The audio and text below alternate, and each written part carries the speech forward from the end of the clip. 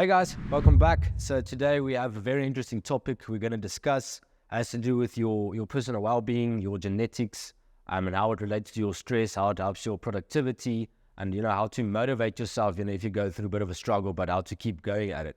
So today we have Hayley Alexander. She's a health and wellness coach. So we're here with Hayley Alexander, who's the CEO and founder of MindBody Evolve.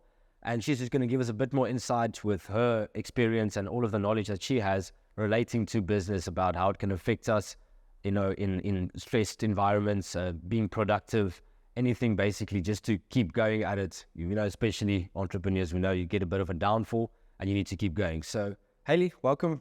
We're glad to have you on our show. Thank you so much, Michael and Tristan. It's good to be here. Hayley, tell us, what is the connection between stress and how that affects your productivity and decision-making in business? Well, I think perhaps the first thing to consider is that there are different types of stress. And stress is not always a negative thing. In fact, it can be very positive. We have something called eustress. And eustress is an acute, short-lived stress that's driven by motivating one to do something. So, for example, there'll be a new business opportunity, and then you have to produce, for example, a proposition for that company, and that can make you stressed, and maybe you need to work a little bit overtime.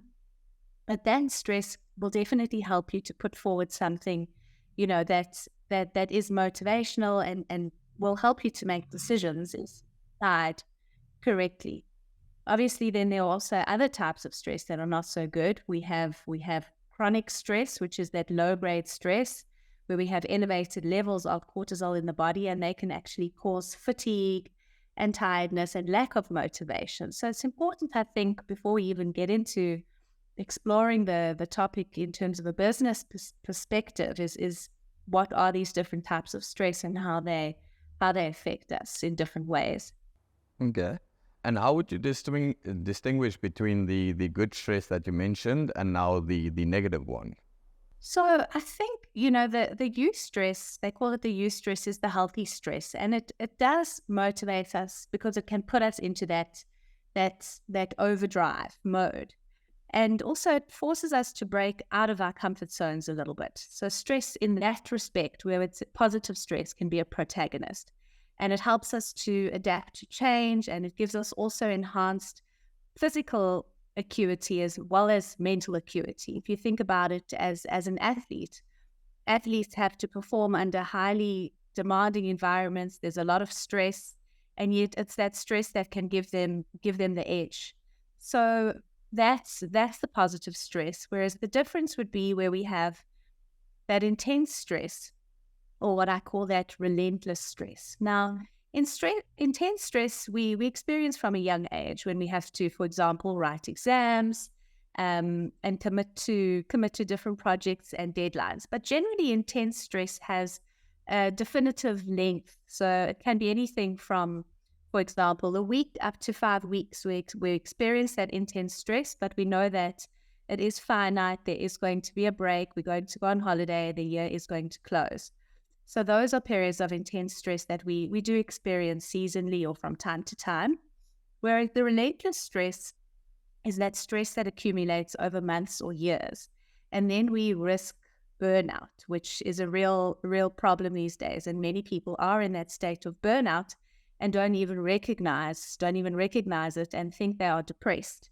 And there are quite significant differences between those two. And the eustress, the positive one, can it become negative over time? So you said if you have the business proposition is you got that stress that motivated to start working, but does that at some point start to negatively affect you? I'd say it's obviously it's going to depend on how well you manage stress. If you are a businessman that is obviously, or businesswoman that has a lot of stressful demands and different projects, and you're traveling a lot, and you are what I call a multi-potentialite, which means you can be involved in multiple things at the same time. You have to have very good stress management techniques to keep up. So if you're eating well, if you're getting enough exercise, if you're sleeping well, and if you have set boundaries so that people have realistic expectations of you, then generally you can maintain that that use stress and use it to your advantage. The chronic stress is developed when you're not managing your stress well. So that's a different component to consider. And the chronic stress will obviously, it will negatively affect you in many ways. Physically, it can lead to a lot of different diseases. I can talk about a few statistics later if you're interested. There have been many, many studies linked to the effects of this chronic stress over time. But I would say to come back to your point that there are two separate types of stress. So I don't necessarily think that the acute stress would lead to that chronic stress if it can be properly managed.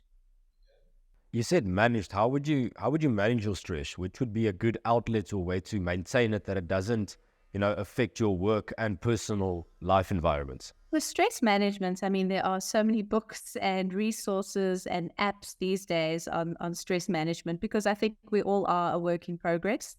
And just in general, living in today's day and age where we are so connected all the time, everybody demands things from us all the time. It's kind of the different ways you manage it, you'll have to find within yourself. So for some people and for many people, it's exercise, going out and exercising, taking a boxing class, going for a run are great ways to manage stress. Other people need slower forms of exercise, for example, yoga. Some people will find they stress, if they're very stressed, they do a meditation exercise or a breathing exercise. So exercises are crucial for stress management. Diet is also very important for stress management, and also doing things that you enjoy.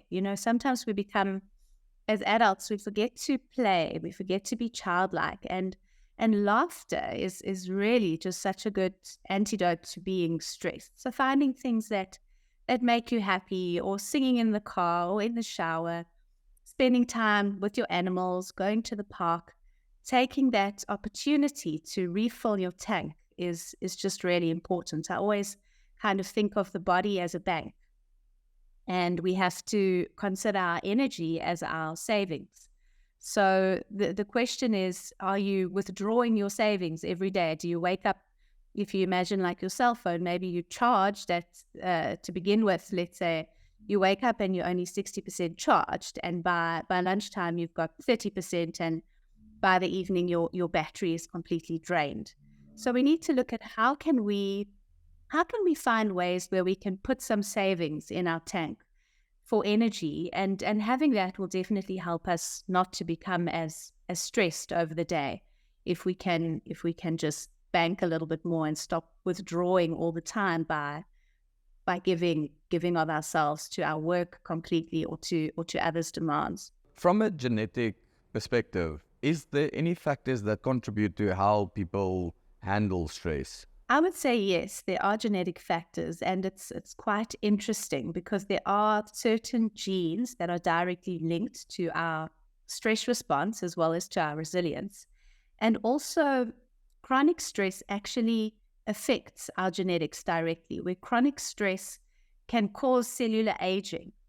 There's a protein at the end of the DNA strands in the chromosomes, which is called a telomere.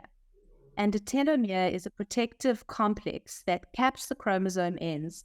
And we need these telomeres to stop cellular damage and aging. So definitely stress does affect our genes directly. And when people say, oh, I'm so stressed, that's why I've got gray hairs, or, people make associations to a project putting 10 years on their life, it's true.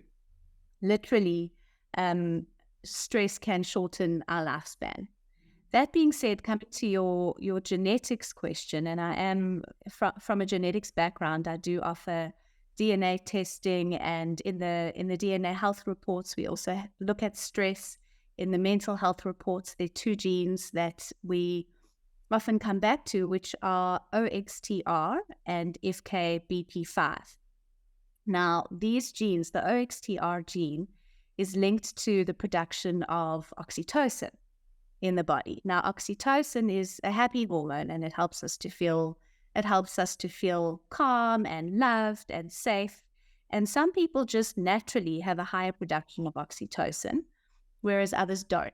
And for those that do have the oxytocin advantage, they're actually able to discern the emotional states of others in stressful situations, where they can identify how people, for example, in a business sense, how people are coping in their team, but they're able to also remove themselves from the stress. So sometimes when we are around people that are stressed or in a stressful situation, we absorb that energy and become stressed ourselves. So those with the oxytocin gene advantage would cope better under stressful situations. There's also another gene that I find fascinating, which is that FKBP5, and it's associated with cellular trauma as well as post-traumatic stress disorder. So what this essentially means is that if we have variations in this gene, we're more likely to not cope so well under stress, or if something stressful happens, we can't let it go. This stress and this trauma actually can stay with you for years after. So knowing what you have, where you have an advantage and where you maybe have less of an advantage, it just means you know where more work needs to be done. But we can learn resilience. Resilience can be learned and can be practiced through certain techniques that we can actually build and boost our stress responses. So I always say to people whenever I give a consultation is that we have to look at the nature and the nurture together. It's not just what you were born with and, how genetically you are, whether you're favorable or it's not favorable for you under stressful conditions, because that's maybe going to give you 10 to 20% of the outcome. It really is the behavior and the way that we manage our lifestyles and our diets and our lives in general that will determine how well we cope and also our health outcomes holistically going forward. You just mentioned quite one of the earlier questions, actually. You said, no, there's a good stress and there's a bad stress. But how can you utilize, for instance, the good stress to increase your performance or your productivity to help you guide you in the right direction without just, sitting back and not doing anything at all? So the eustress in essence, in the bigger picture, the eustress actually works directly on our metabolism biologically. So when we have that eustress, imagine, for example, if you were a caveman and all of a sudden you see you being chased by a lion. You will definitely have that stress response in the body that's triggered. And what we have is a natural fight, flight, fright. So when we are in that stress response, you have the production of the hormones adrenaline, the production of the hormones adrenaline as well as cortisol. Now, your adrenaline response will increase your heart rate and respiration and prepares the muscles for activity. So that's how you can use it to your advantage, because generally it helps you to make decisions faster. It helps you to move quicker, to move more quickly. And it also gives you that boost of energy. So that is definitely one way that your eustress can serve as an advantage. And like I said at the beginning, also specifically for athletes, it helps you to just perform and make those split decision moves quickly so that you can score the goal or smash the serve or win the race or whatever it is that you're doing. So it's rather better actually to, when feeling stressed at a certain, let's put it in a business perspective. Let's say now I have deadlines to make and or then there needs to amount of cash flow that needs to happen. So I need to go get new business. So it would rather be better for me to basically use that stress, sit down and try and get out as much as I can, or rather take a break, sit back and try not to stress, which would be the better option. I'd say it's very much individually dependent. And when you put it like that, it definitely gives rise to debate. And I'm not saying my answer is the only answer here that would be correct. But I would say use that stress to your advantage, definitely, because stress is going to make you excited. It's going to make you want to finish the project. If you're not stressed and you're kind of more laid back, but you know what you have to do, there's a good chance that you won't follow it through until the end. So, or you'll find distractions, or we all are, procrastinators. Something else comes along where you're invited out for a coffee or whatnot, and you go because you don't want to stress.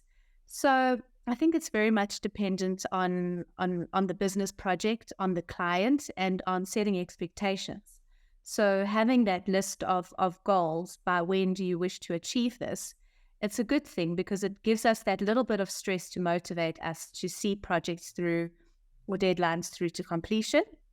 But then again, I think it's about having realistic expectations. That is also very important, and working out how are you going to achieve your goal, working backwards from that date, and then visualizing the steps that you'll need to take in order to get there going forward. Because I think what helps me personally, I think it's better to try and do something in your stressed situation, because then when you're not stressed, then you know you're going to perform a lot more. So I think if you can make it through the bad times, then just think how good you're going to perform in the good times. That's my opinion. Nothing directly it should be that way, but yes. I was reading Dr. Richard Sutton's book. He's written many books about stress, the stress code and stress proof your life, and something recently, another book, I think it's called Thrive. And he asks the question, is it possible that our greatest achievements are not born in balance, but during acute stress? And I think that's again, coming back to your question, is I would say yes. I would say yes. Our greatest achievements are born out of times of stress, because that's when we really have to dig deep and be very creative to find solutions. And I think that stress to an extent will inspire creativity more than when you're not stressed. I wanted to mention a couple of studies that have been done on chronic stress, because the statistics to me are quite crazy and very interesting. In terms of how stress impacts us, we talked a lot about the physical impacts of stress as well as the mental impacts of stress. Physically, statistics show that chronic stress is associated with an increased risk of heart disease of 27%. And also the risk of having a stroke is increased by 33%. And this is especially when people are working overtime. So the study it was a Lancet study analyzing data from over 600,000 participants. And they found that compared with those who worked standard work hours of 35 to 40 hours a week, those who worked 55 hours or more were at a significantly increased risk of having a stroke and having heart disease. So that's on the physical side of things. And another collaborative study that was done at Harvard and Stanford universities showed that people who experience chronic stress at work and are always in conflict. So conflict came up a lot in this study, is that never mind the physical health issues, but they had 160% increased chance of mental health issues if they are in stressful situations that cause a lot of conflict. And this is in business as well as in domestic relationships and social relationships. Now, in terms of the output, when we look at the world economy today, they say that depression, which is linked with stress and burnout, depression has been directly attributed, and I couldn't believe this statistic, but it says here, the loss of 74.9 million workdays every single year. And that has one of the biggest impacts on productivity in the world, where people become so stressed and that burnout becomes depression. And it's very sad, literally, that depression is linked now to the leading cause of increased productivity in the world. Then one last question based on that. What is some of the early symptoms that people can start to recognize to the early symptoms of overload of stress? That's a very good question, because I was going to go on to how to support those symptoms, in fact. But definitely I'd say the symptom would be, you'd see symptoms both physically and mentally. The main one would probably be linked to insomnia. When we're very stressed, we don't sleep well, we can't sleep. And insomnia is a terrible condition because we treat it by taking different pills, and those put us in a different state of depression and cause other side effects. So definitely insomnia would be one of the symptoms. And then changes in your body physically. You might find under stress, you stop eating, you don't eat, so you can lose weight. Other people feed their stress. So the more stressed they are, the more likely they are not to eat healthily. And then they don't have time to exercise. And they can have it obviously on the other extreme, where we see significant weight gain as a result of stress, as a result of sitting too much, not having time to exercise. So you would see physically the weight change. Another symptom of the chronic stress, I'd say, would just be a general low mood, lack of motivation, lack of energy. So if people are feeling this way, these are all classic signs of burnout, which is the effect of having the relentless stress that just compounds over months and years if we don't know how to cope and manage it better. But yeah, thanks so much for being here. Unfortunately, we out of time for now. But we really enjoyed all your insight into stress and how people can utilize it and how to also recognize the bad stress. And I feel from here on, people can either get a better sleeping pattern or exercise or a diet plan to help them cope with their stress. And yeah, I think... If you guys want to, you can also, we're going to leave a link below. You can go take a look at all her services she has to offer. We really recommend her. She really knows what's going on in her field. So please do give her a shout out. Well, Ellie, thanks. And have a great day. Thank you so much, guys. It really has been insightful and enlightening joining you. Thank you for your questions. And if there's anything else or any other questions come up from people who listen to the podcast, they are very welcome to contact me directly. 100%. Right. Thanks so much, guys, and we'll see you next time.